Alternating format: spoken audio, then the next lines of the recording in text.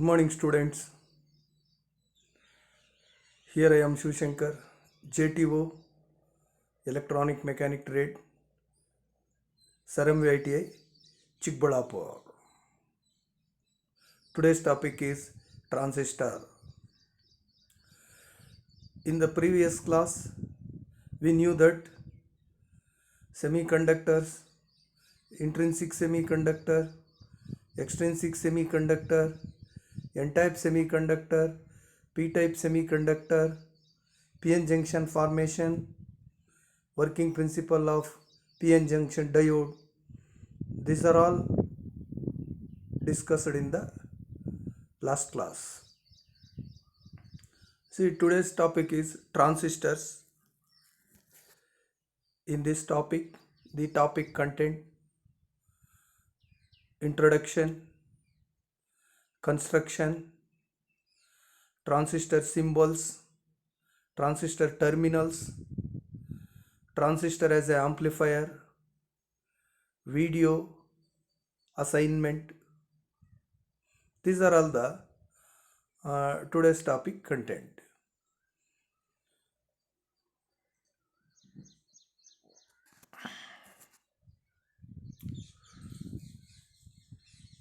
First, introduction. ಇವತ್ತಿನ topic ಬಗ್ಗೆ introduction. Transistor is a 3-terminal semiconductor device capable of amplifying weak electrical signals. Transistor 3 terminal device, ಅದಕ್ಕೆ emitter, base, collector ಅಂತ 3 terminals ಇರ್ತದೆ. ಮತ್ತು semiconductor device capable of amplifying weak signals, electrical ಸಿಗ್ನಲ್ಸ್ನ amplify ಮಾಡೋದಕ್ಕಾಗಿ ಈ ಒಂದು ಟ್ರಾನ್ಸಿಸ್ಟರ್ಸ್ನ ಯೂಸ್ ಮಾಡ್ತೀವಿ. ನಾವು ಮಾತಾಡೋ ವಾಯ್ಸು ತುಂಬ ಕಡಿಮೆ ಇರ್ತದೆ. ಅದು ಸುಮಾರು ಕಿಲೋಮೀಟ್ರ್ ಗಟ್ಟಲೆ ಕೇಳಿಸ್ಬೇಕು ಅಂದರೆ ಈ ಪಬ್ಲಿಕ್ ಅಡ್ರೆಸ್ ಸಿಸ್ಟಮ್ಸ್ ಅಂದರೆ ಮೈಕ್ ಸೆಟ್ಗಳಲ್ಲಿ ಅಂಥ ಕಡೆ ಎಲ್ಲನೂ ಈ ಒಂದು ಆಂಪ್ಲಿಫೈಯರ್ನ ಯೂಸ್ ಮಾಡ್ತೀವಿ. ಅಂಥ ಆಂಪ್ಲಿಫೈಯರಲ್ಲಿ ಈ ಥರ ಟ್ರಾನ್ಸಿಸ್ಟರ್ನ ಯೂಸ್ ಮಾಡಿರ್ತೀವಿ.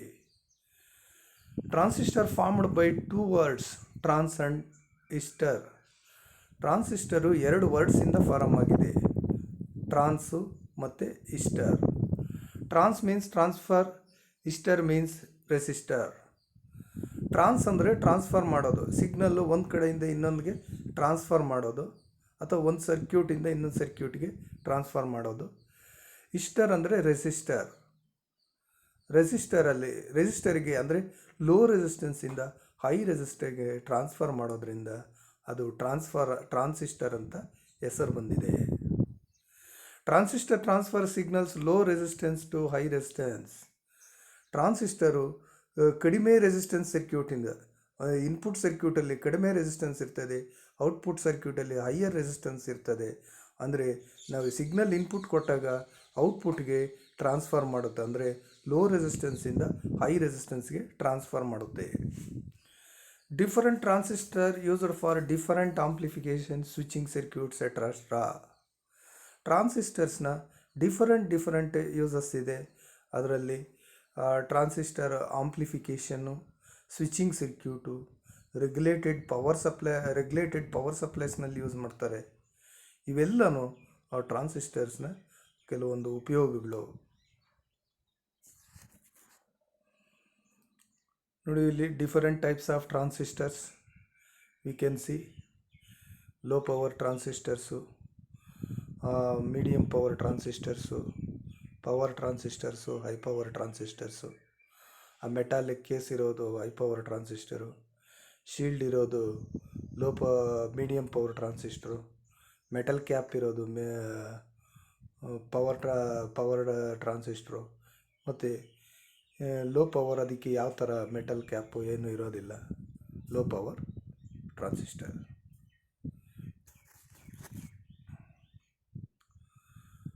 ನೋಡಿ, ಇಲ್ಲಿ ಟ್ರಾನ್ಸಿಸ್ಟರ್ಸು ಬೇಸಿಕ್ ಕನ್ಸ್ಟ್ರಕ್ಷನ್ ಇದೆ. ಅದರಲ್ಲಿ 3 ಲೇಯರ್ ಇದೆ. ಒಂದು NPN ಅಥವಾ PNP, 3 ಲೇಯರ್ ಇದೆ. ಫಸ್ಟ್ ಲೇಯರು ಎಮಿಟರು, ಮಧ್ಯದ ಲೇಯರು ಬೇಸು, ಲಾಸ್ಟ್ ಲೇಯರು ಕಲೆಕ್ಟರು, ಅದನ್ನು ನೋಡ್ಬೋದು. ಇಲ್ಲಿ ಟ್ರಾನ್ಸಿಸ್ಟರ್ಸು ಡಯೋಡ್ಸು ಬ್ಯಾಕ್ ಟು ಬ್ಯಾಕ್ ಕನೆಕ್ಟ್ ಮಾಡಿರೋದನ್ನ ಕಾಣ್ಬೋದು. ಮತ್ತು ಇಲ್ಲಿ ಟ್ರಾನ್ಸಿಸ್ಟರ್ ಸಿಂಬಲ್ಸ್ ಇದೆ. ಟ್ರಾನ್ಸಿಸ್ಟರ್ ಸಿಂಬಾಲಿಕಲಿ ಯಾವ ಥರ P N P transistor, N P N transistor ಯಾವ ಥರ ರೆಪ್ರೆಸೆಂಟ್ ಮಾಡ್ತೀವಿ ಅಂತ. In transistor, two diodes are connected back to back, hence it is bipolar device. ಟ್ರಾನ್ಸಿಸ್ಟರ್ಸಲ್ಲಿ ಎರಡು ಡಯೋಡ್ಸ್ನ ಬ್ಯಾಕ್ ಟು ಬ್ಯಾಕು ಕಂಡಿದ್ದೀವಿ. ಹಿಂದಿನ ಚಿತ್ರದಲ್ಲಿ ನೋಡ್ದಂಗೆ ಅದರಲ್ಲಿ ಬ್ಯಾಕ್ ಟು ಬ್ಯಾಕು ಎರಡು ಡಯೋಡ್ಸ್ನ ಕನೆಕ್ಟ್ ಮಾಡಿದ್ದೇವೆ. It is A bipolar device. ಇದು ಟ್ರಾನ್ಸಿಸ್ಟರು ಬೈಪೋಲಾರ್ ಡಿವೈಸ್, ಅಂದರೆ ಎರಡು ಡೈರೆಕ್ಷನ್ಸಲ್ಲಿ ಅದು ಕಂಡಕ್ಟ್ ಆಗುತ್ತೆ. But diode conduct only one direction. Diode is a unipolar device. Transistor 3 terminals, 2 junction, 3 terminals device. Transistor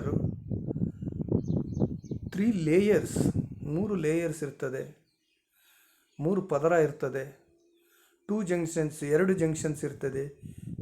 PN NP junction ಅಥವಾ NP PN junction, ಅಂದರೆ 3 junctions ಇರ್ತದೆ. 2 junctions ಇರ್ತದೆ, emitter base junction ಮತ್ತು collector base ಜಂಕ್ಷನ್ನು. 3 terminals ಇರ್ತದೆ, 3 terminals emitter base and collector. The transistors are mainly 2 types, NPN and PNP as shown in figure. ಟ್ರಾನ್ಸಿಸ್ಟರ್ಸಲ್ಲಿ bipolar ಟ್ರಾನ್ಸಿಸ್ಟರ್ಸಲ್ಲಿ 2 types ಇದೆ. ಒಂದು NPN ಟ್ರಾನ್ಸಿಸ್ಟರು ಮತ್ತು PNP ಟ್ರಾನ್ಸಿಸ್ಟರ್. ಅದನ್ನು ನಾವು ಹಿಂದಿನ ಚಿತ್ರದಲ್ಲಿ ನೋಡ್ಬೋದು. The first terminal is emitter, middle terminal is base and last region is collector. First ಟರ್ಮಿನಲ್ನ ಎಮಿಟರ್ ಅಂತ ಕರಿತೀವಿ, ಮಧ್ಯದ ಟರ್ಮಿನಲ್ಲು ಬೇಸ್ ಆಗುತ್ತೆ, last terminal collector terminal. The 2 junctions are emitter base junction and collector base junction. 2 junctions ಯಾವುದ್ಯಾವುದಂದರೆ emitter base junction ಮತ್ತು collector base junction. ಅಂದರೆ base terminal common for both input and output. See, transistor terminals. ಟ್ರಾನ್ಸಿಸ್ಟರ್ಗೆ ಮೇಯ್ನಾಗಿ 3 terminals ಇರ್ತದೆ, emitter, base and collector. ನೋಡೋಣ emitter function ಏನು, emitter ಯಾವ ಥರ ವರ್ಕ್ ಮಾಡುತ್ತೆ. Emitter terminal supplies majority current charge carriers ಐದರ್ electrons R holes. Emitter terminal ಅದು majority ಕ್ಯಾರಿಯರ್ಸ್ನ supply ಮಾಡುತ್ತೆ, ಎಲೆಕ್ಟ್ರಿಕ್ ಕರೆಂಟ್ನ ಸಪ್ಲೈ ಮಾಡುತ್ತೆ. ಹೋಲ್ಸ್ ಆಗಿರ್ಬೋದು ಅಥವಾ ಫ್ರೀ ಎಲೆಕ್ಟ್ರಾನ್ಸ್ ಆಗಿರ್ಬೋದು, ಅದು ಎಮಿಟ್ ಮಾಡುತ್ತೆ. ಅದು ಒಂದು ಎಲೆಕ್ಟ್ರಿಕ್ ಕರೆಂಟ್ನ ಎಮಿಟ್ ಮಾಡುತ್ತೆ, ಹೊರಸೂಸುತ್ತೆ, ಅದು ಪ್ರೊಡ್ಯೂಸ್ ಮಾಡುತ್ತೆ. The emitter terminal is highly doped. Impurity concentration emitter ಟರ್ಮಿನಲ್ಲೇ ಜಾಸ್ತಿ ಇರ್ತದೆ. Next base. Base is the middle section of the transistor and very thin layer. Base ಮಧ್ಯದಲ್ಲಿರ್ತದೆ, ಎಮಿಟರು ಮತ್ತು ಕಲೆಕ್ಟರ್ಗೂ ಮಧ್ಯದಲ್ಲಿರ್ತದೆ, ಮಧ್ಯದ ಲೇಯರ್ ಅದು ವೆರಿ ಥಿನ್ ಲೇಯರ್, ತುಂಬ ತೆಳುವಾಗಿರ್ತದೆ. Base terminal lightly doped and very small amount of current flow. Base terminal ಸ್ವಲ್ಪನೇ dope ಮಾಡಿರ್ತಾರೆ, impurity concentration ತುಂಬಾ ಕಡಿಮೆ ಇರ್ತದೆ, very small amount of current flows. ನಾವು ಟ್ರಾನ್ಸಿಸ್ಟರ್ ಆನ್ ಆದಾಗ only few electrons combines with base terminal causes base current. ಅಂದರೆ ಸ್ವಲ್ಪ electrons base terminal ಜೊತೆ ಪಾಸ್ ಆಗುತ್ತೆ. ಮೋರ್ ದ್ಯಾನ್ 95% ಕಲೆಕ್ಟರ್ ಕಡೆ ಹೋಗುತ್ತೆ, ಸ್ವಲ್ಪನೇ ಬೇಸ್ ಕರೆಂಟ್ ಪಾಸ್ ಆಗುತ್ತೆ. Collector is large layer is moderately doped. Collector layer ಬಿಡ್ತು ಜಾಸ್ತಿ ಇರ್ತದೆ, ಅದು ಮೀಡಿಯಮ್ ಆಗಿ ಡೋಪ್ ಮಾಡಿರ್ತಾರೆ. More than 95% of emitter current flows towards the collector terminal. ನೀವು ಟ್ರಾನ್ಸಿಸ್ಟರ್ ಆನ್ ಆದಾಗ emitter current more than 95% collector ಕಡೆ ಮೂವ್ ಆಗುತ್ತೆ. ಹಾಗಾಗಿ ಕಲೆಕ್ಟರ್ ಟರ್ಮಿನಲ್ ಏನು ಎಮಿಟರ್ ಕರೆಂಟ್ ಪ್ರೊಡ್ಯೂಸ್ ಆಗುತ್ತೆ, almost more than 95% of emitter current collected by the collector terminal. 95ಗಿಂತ ಹೆಚ್ಚಿನ ಕರೆಂಟ್ನ ಕಲೆಕ್ಟರ್ ಟರ್ಮಿನಲ್ಲು ಕಲೆಕ್ಟ್ ಮಾಡ್ಕೊಳ್ತದೆ.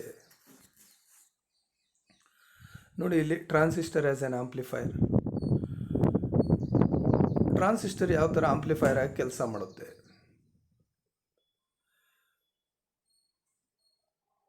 ಟ್ರಾನ್ಸಿಸ್ಟರ್ ನೋಡಿ, ಇಲ್ಲಿ ಒಂದು input signal given to the base terminal, output taken from the collector.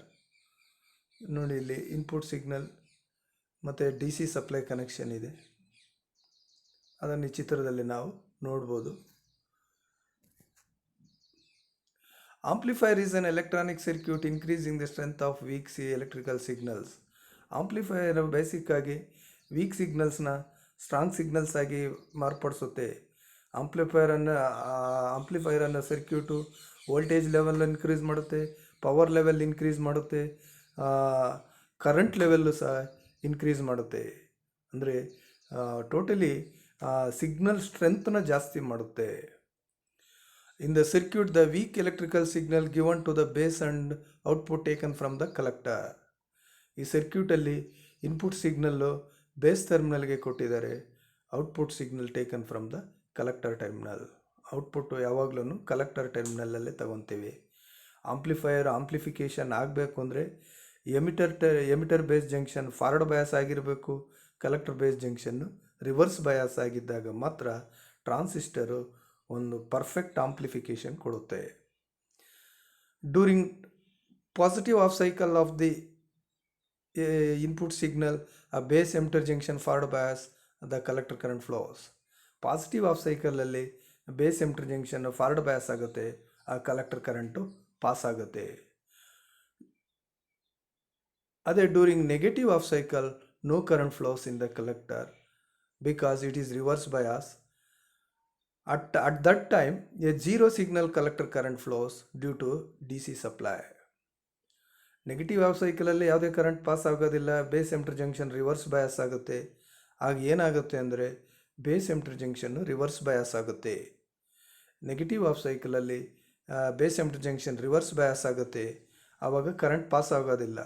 ಆದರೂ ಸಹ ಕರೆಂಟ್ ಪಾಸ್ ಆಗುತ್ತೆ due to D C supply. D C ಸಪ್ಲೈಯಿಂದ ಸಿಗ್ನಲ್ ಕರೆಂಟು ನೆಗೆಟಿವ್ ಆಫ್ ಸೈಕಲಲ್ಲೂ ಸಹ ಪಾಸ್ ಆಗುತ್ತೆ.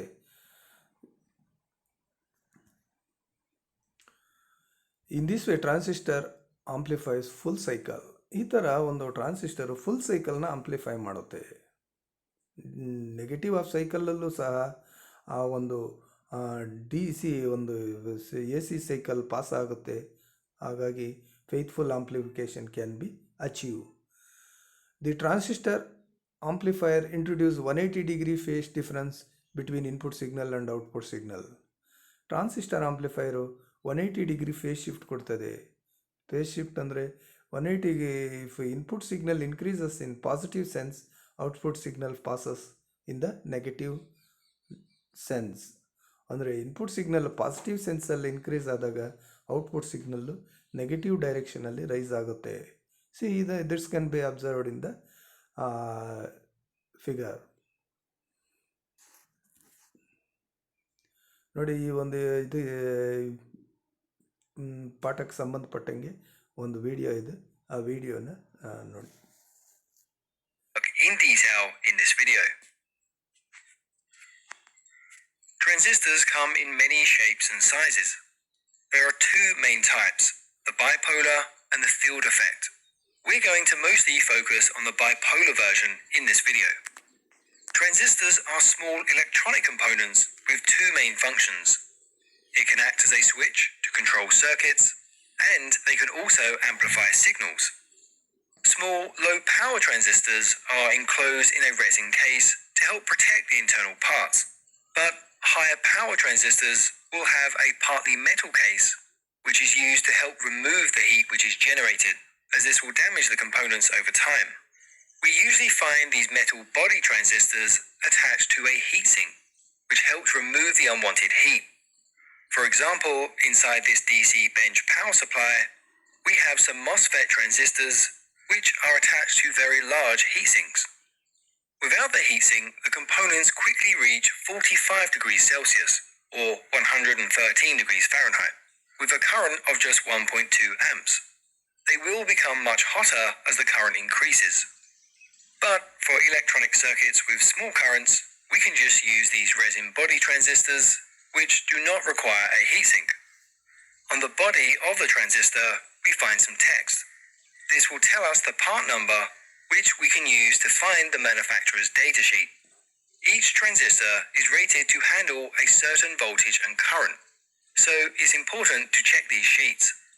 Now, with a transistor, we have 3 pins, labeled E, B, and C. This stands for the emitter, the base, and the collector. Typically, with these resin body type transistors with the flat edge, the left pin is the emitter, the middle is the base, and the right side is the collector. However, not all transistors use this configuration, so do check the manufacturer's datasheet.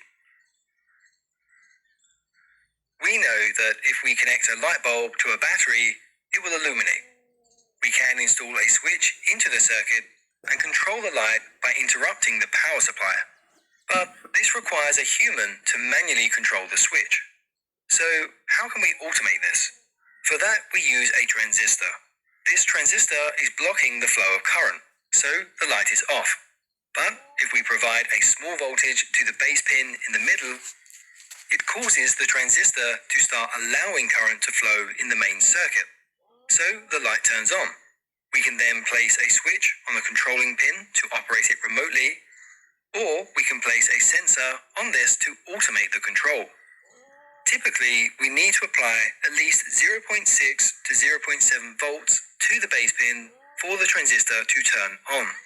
For example, this simple transistor circuit has a red LED and a 9-volt power supply across the main circuit. The base pin is connected to the DC bench power supply. The circuit in detail in this.